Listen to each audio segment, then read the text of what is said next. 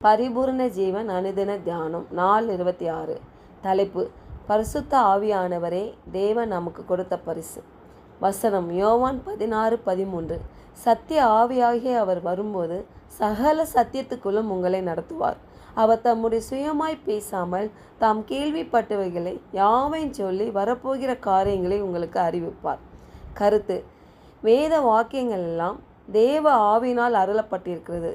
கிறிஸ்துவின் நாமத்தினாலே பிதா அனுப்புகிற பரிசுத்த ஆவியாகிய தேற்றரவாளனை எல்லாவற்றையும் நமக்கு போதிக்கிறவராய் இருக்கிறார்.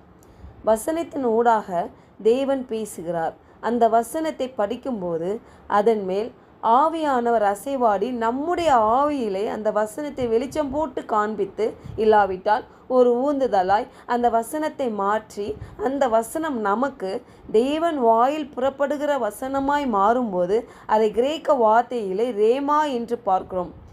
தேவ ஆவியானவர் வார்த்தை கொண்டு பேச விரும்புகிறார். அவர் சுயமாய் பேசாமல் பிதாவிடத்திலிருந்து நமக்கு வருகின்ற காரியத்தை தீர்க்க தரிசன வார்த்தைகளாகவும் அறிவிப்பார். தேவனிடத்தில் கேட்கிறதுக்கு முன்பு நாம் ஏற்கனவே தேவன் என்ன செய்திருக்கிறார் என்பதை நாம் ஆழமாய் புரிந்து கொள்ள அழைக்கப்பட்டிருக்கிறோம். ஜெபம்.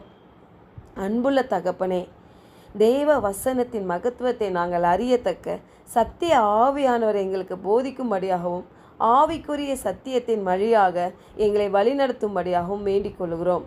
தேவனை ஆழமாய் அறியத்தக்க பரிசுத்த ஆவியானவர் சகல சத்தியத்தின் வாயிலாக எங்கள் கண்களை திறந்தருளும்படியாகவும் தேவ திட்டத்தை நிறைவேற்றுகிறவர்களாய் எங்களை வழிநடத்தும்.